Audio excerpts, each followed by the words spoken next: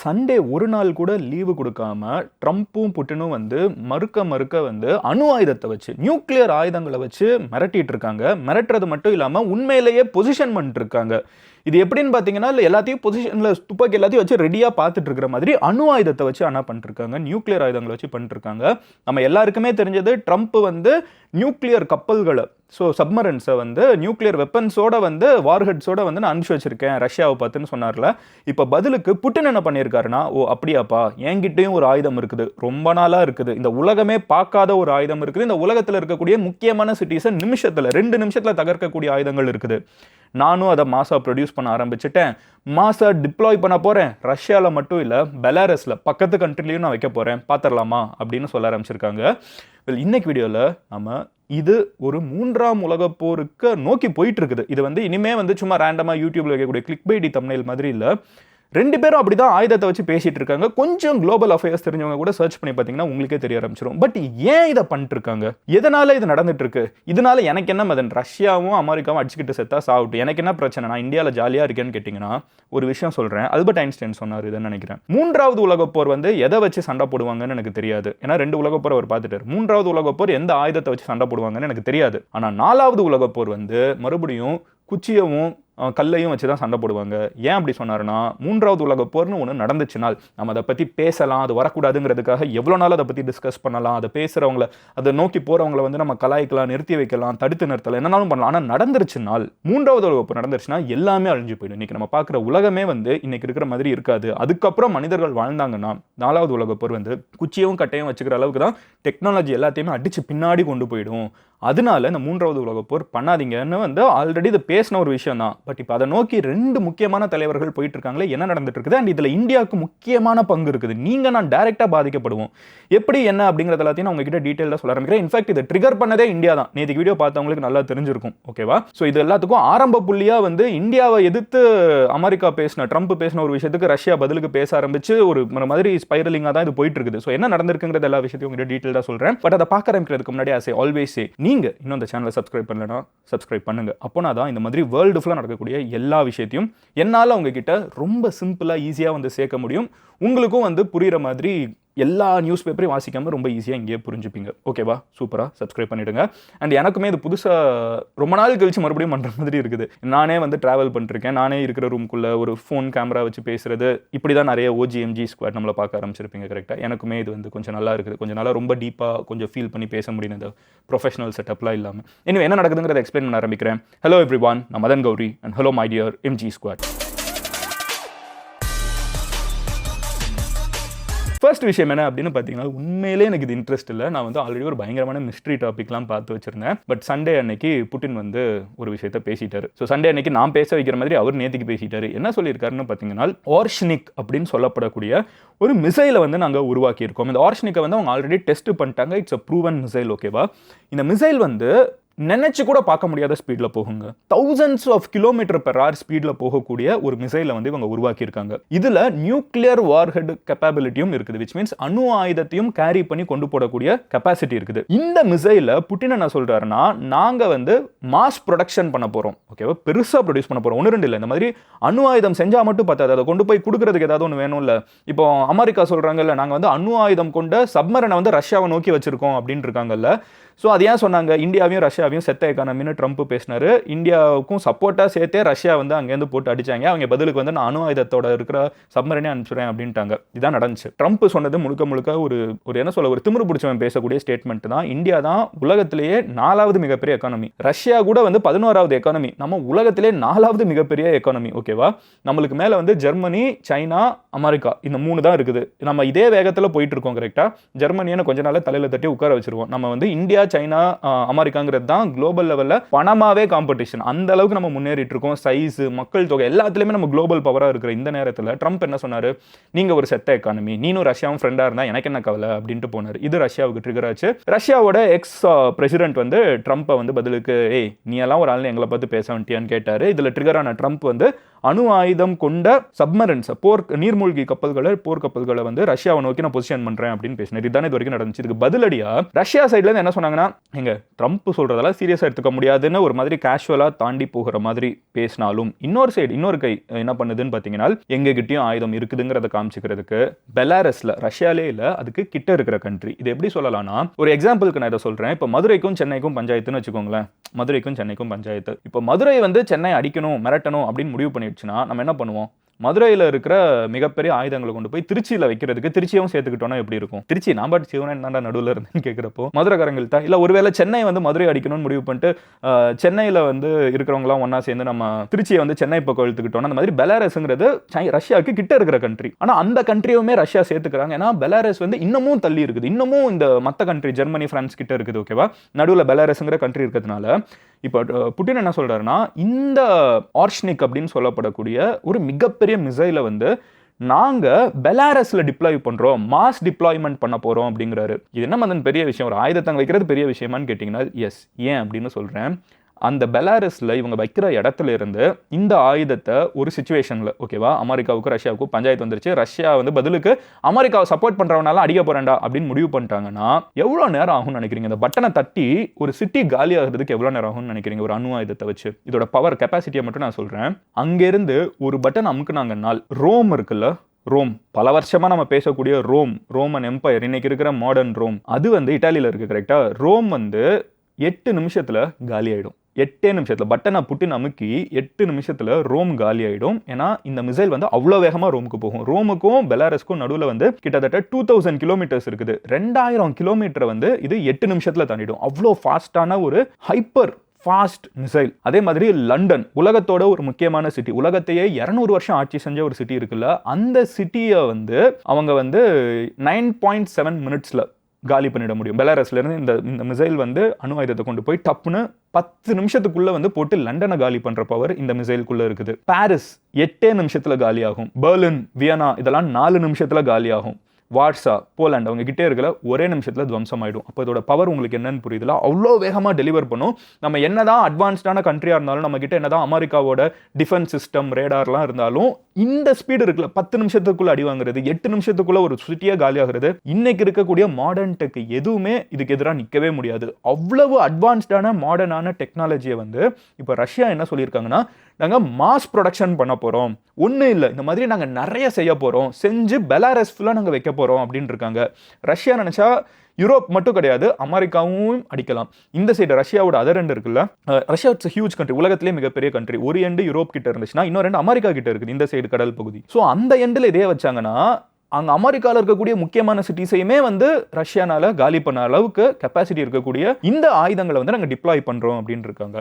2 நாடுகளும் அணு ஆயுதத்தை வந்து நாங்கள் மாற்றி பொசிஷன் பண்ணி எப்படி வச்சிருக்கோம் பாரு அப்படின்னு சொல்றது, நடுவில் இருக்கக்கூடிய நான் சொன்ன மாதிரி Warsaw, Berlin, Vienna, Paris, London, Rome, Brussels, Amsterdam, Athens எதுக்குமே நல்லது கிடையாது. ஓகேவா?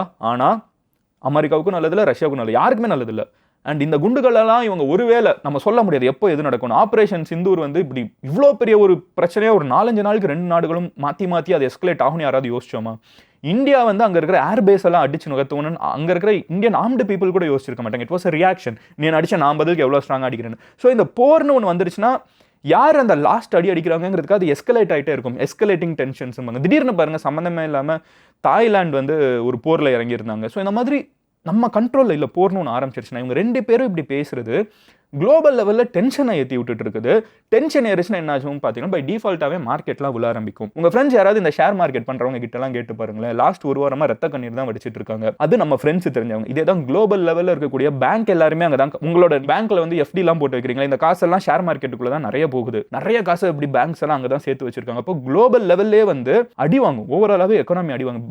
இப்படி பேசுறதுக்கே அப்போ சண்டை போட ஆரம்பிச்சா என்னென்ன ஆகும்னு யோசிச்சு பாருங்க. இந்த ஆயுதங்கள் மாற்றி அடிக்க ஆரம்பிச்சா எல்லாருமே காலியாகிறது தான். ஸோ இதுக்கு நடுவில் இந்தியா என்ன மதன் பண்ணுச்சு அப்படின்னு கேட்டீங்கன்னா, இந்த மிரட்டல் எல்லாத்தையுமே ட்ரம்ப் வந்து ஒரு சைடு விட்டுட்டே இருந்தாலும் இந்தியா கிட்ட என்ன சொல்றாரு, டாக்ஸ் ஏத்திட்டே போயிட்டு இருக்காரு. டாக்ஸை ஏத்திக்கிட்டே போறப்ப அவர் என்ன சொல்றாருன்னா, நீ வந்து ரஷ்யா கூட இருக்காத, நாங்க இந்தியா வந்து ரொம்ப தெளிவா இல்ல ரஷ்யா கூட தான் நிக்க போறோம் அப்படிங்கறத சொல்லிடுச்சு. அட் த சேம் டைம் எனக்கு நீ பகைவன் கிடையாது, நீ ரஷ்யா கூட இருக்காதுன்னு சொல்ற, நீ இன்னைக்கு உலகத்துல பெரிய நாடா இருக்க, உங்க கூட நாங்க நிறைய பிசினஸ் பண்றோம், அதையும் நாங்க காப்பாத்திக்க நினைக்கிறோம்னு சொல்லிட்டு இந்தியா அதுக்காகவுமே ஸ்டெப்ஸ் எடுத்துட்டு இருக்குது. இன்னைக்கு இருக்கிற இந்தியாவில் இருக்கக்கூடிய முக்கியமான மினிஸ்ட்ரி எல்லார்கிட்டயுமே, எல்லா மினிஸ்ட்ரியும் இருப்பாங்களா, எல்லார்கிட்டயுமே நீங்க எந்த இடத்துலலாம் நீங்க வந்து நம்ம மக்களையும் பாதிக்காத மாதிரி அமெரிக்காவையும் கூல் பண்ற மாதிரி என்னென்ன விஷயங்கள் செய்ய முடியும், எந்தெந்த மார்க்கெட்டை வந்து அமெரிக்கன்ஸ்க்கு ஓப்பன் பண்ணி விட முடியும். ஏன்னா எண்ட் ஆஃப் த டே இதெல்லாம் எங்க நிற்குதுன்னா, மார்க்கெட்டை ஓப்பன் பண்ண நான் உள்ள வரேன், நான் இந்தியன்ஸ் கிட்ட வந்து நான் என்னோட பணக்கார குட்ஸையும் நான் வந்து இங்கே இருக்கிற லோக்கல் கம்பெனிஸை காலி பண்ணி நான் ஏன் பிஸ்னஸை பண்ணணுங்கிறது தான் ட்ரம்ப்போட கேள்வி. அதுக்கு நம்ம எந்தெந்த ஃபீல்டில் அலோவ் பண்ணலாம், இதில் பாதிப்பு கம்மியாக இருக்கும் அப்படிங்கிற ஒரு லிஸ்ட்டை வந்து இந்தியன் கவர்மெண்ட் கேட்டிருக்காங்க. ஸோ இந்தியா வந்து இன்னமும் ஸ்ட்ராங்கான ரஷ்யா பக்கம் தான் அப்படின்னு போய் நிற்கலை. இந்தியா வந்து ரஷ்யாவோட ஃப்ரெண்ட்ஷிப்பை நீ வட அப்படின்னு சொன்னதுக்கு அப்போல்லாம் கேட்க முடியாதுன்னு சொல்லியிருக்காங்களே தவிர நான் டீம் ரஷ்யான்னு சொல்லலை. இந்தியா என்ன சொல்கிறாங்கன்னா, எனக்கு ரஷ்யாவும் வேணும், இன்னைக்கு இருக்கிற நிலைமைக்கு அமெரிக்காவும் வேணும், which is a smart move. It was not an emotional decision. நான் வந்து என்னாலும் பரவாயில்ல, நான் ரஷ்யா கூட தான் இருப்பேன் அப்படின்லாம் சொல்லலை. கரெக்டான மூவ். இந்த மூவை நம்ம பண்ணுறோம். ஆனால் ட்ரம்ப் வந்து கரெக்டான ஆள் கிடையாது. ட்ரம்ப் வந்து ஓகே இந்தியாவோட நிலைமை இதுதான்ப்பா, அவங்க 2 பேரும் வேணும்னு நினைக்கிறாங்கன்னு புரிஞ்சிக்கக்கூடிய ஆளா இல்லையா நம்ம வெயிட் பண்ணி பார்த்தா தான் தெரியும். இப்போமே அவர் 25% டேக்ஸ் போட்டு நம்ம ஊரில் இருக்கிற ஃபார்மாசூட்டிக்கல் கம்பெனியாக இருக்கட்டும், திருப்பூரில் இருக்கிற கிளாத்திங் கம்பெனி இதுக்கெல்லாம் ஆப்பு வச்சதுக்கு இந்தியாவில் இருக்கிற மினிஸ்டர்ஸ்லாம் ஆக்சுவலாக ரொம்ப ஷாக் ஆயிருக்காங்க. நியூஸ்லாம் அப்படி தான் சொல்லுது. ஏன்னா அவங்க எதிர்பார்க்கலையா, ஏன்னா நம்ம நிறைய ஆஃபர் பண்ணியிருக்கோம் அவங்களுக்கு. அதையும் மீறி அவர் என்ன எதிர்பார்க்குறாருன்னு, இன்னும் அக்ரிகல்ச்சரை ஓப்பன் பண்ணுங்கிறாரு. இங்கே இருக்கிற விவசாயிகளுக்கு எதிராக ஒரு வேலையை பாருன்னு ட்ரம்ப் என்ன தான் ஃபோர்ஸ் பண்ணாலும் அது வந்து மோடி கவர்மெண்ட்டாக இருக்கட்டும், காங்கிரஸ் கவர்மெண்ட்டாக இருக்கட்டும், இதுக்கு முன்னாடி மன்மோகன் சிங் கவர்மெண்ட், யார் இருந்தாலும் சரி அதுக்கு ஒத்துக்கவே கூடாதுங்கிறது தான் இந்தியாவில் இருக்கிற அத்தனை மக்களோட ஒரே கருத்தாக இருக்கும். அதை புள்ளி பண்ணி ட்ரம்ப் வந்து மிரட்டி அணு ஆயுதத்தை வச்சோ இல்லை வந்து டேக்ஸை ஏற்றுவேன் இன்னும் மிரட்டியோ பண்ணுறது வந்து ஒரு ஸ்டேட்ஸ்மேன்ஷிப் கிடையாது, அது ஒரு நியாய தர்மம் கிடையாது. அது ரொம்ப தப்பான ஒரு விஷயம். இந்தியா வந்து பணிஞ்சு போகலை. We are not still bending the knee. At the same time நம்ம பகச்சிக்கவும் இல்லை. வி ஸ்டில் நீட் யுவர் ஹேண்டுங்கிறதையும் நம்ம அமெரிக்கா கிட்ட சொல்லிருக்கோம். இதான் இந்தியா இந்த ஈக்குவேஷனில் இருக்குது. பட் ஒரு பெரிய பிக்சர் நம்ம எல்லாருக்குமே ஒரு பெரிய கேள்வி இருக்கும்.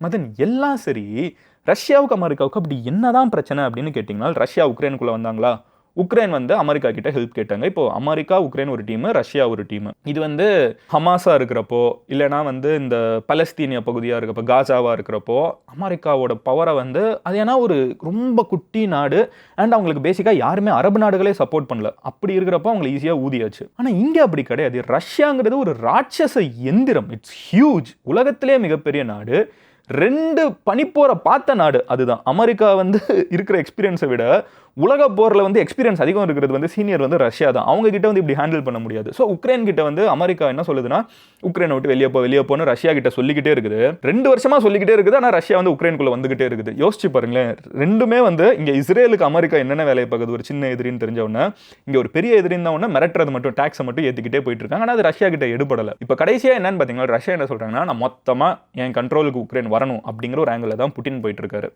உக்ரைன் என்ன சொல்லுதுன்னா, உனக்கு நான் அடிப்பணிய மாட்டேன், மொத்த உக்ரைனும் என்னோட, நான் சுதந்திர நாடு அப்படிங்கிற. ரஷ்யா என்ன சொல்றாரு, நீ ஏன் கூட இருந்த நாடு தானே, இப்போ தானே பிரிஞ்சு போயிருக்க, நீ என்ன தனி நாடு அப்படின்னு புட்டின் கேட்கிறார். ஸோ புட்டினுக்கும் உக்ரைனுக்கும் இருக்கிற பிரச்சனை இதுதான்.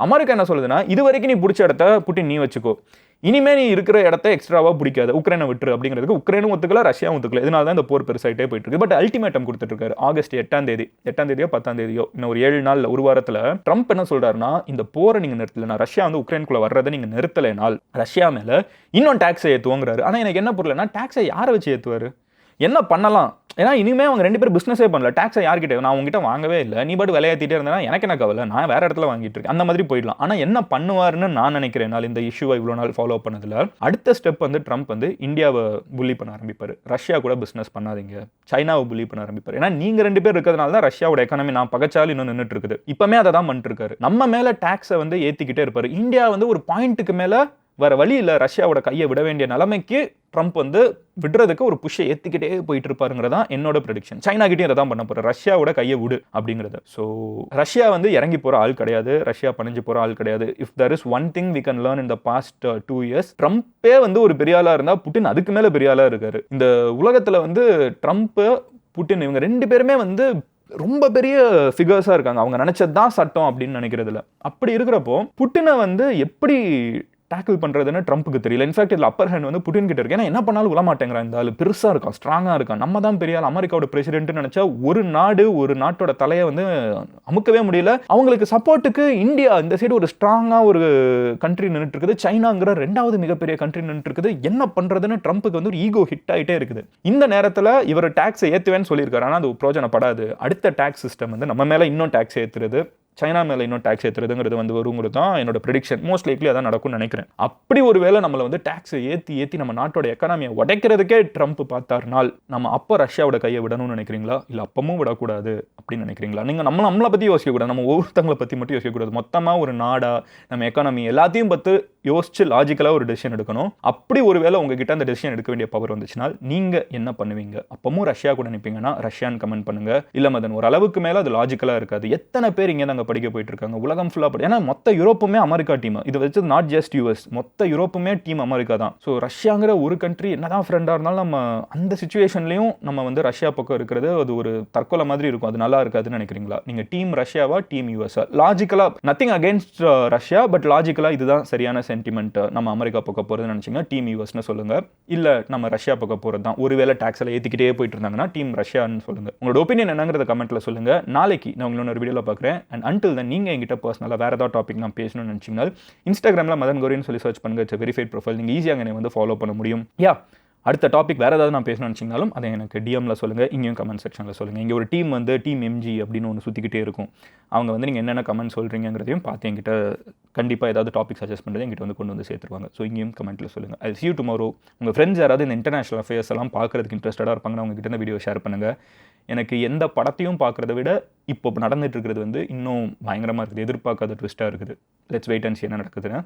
ஐ see you tomorrow. நீங்கள் டீம் ரஷ்யாவா டீம் அமெரிக்காவா? இன்றைக்கி இல்லை, ரொம்ப ப்ரெஷர் ஏறினதுக்கப்புறம் இந்தியா மேலே ப்ராக்டிக்கலாக இமோஷ்னலாக சொல்லுங்கள். Love you all, take care, bye, cheers எம்ஜிஸ்.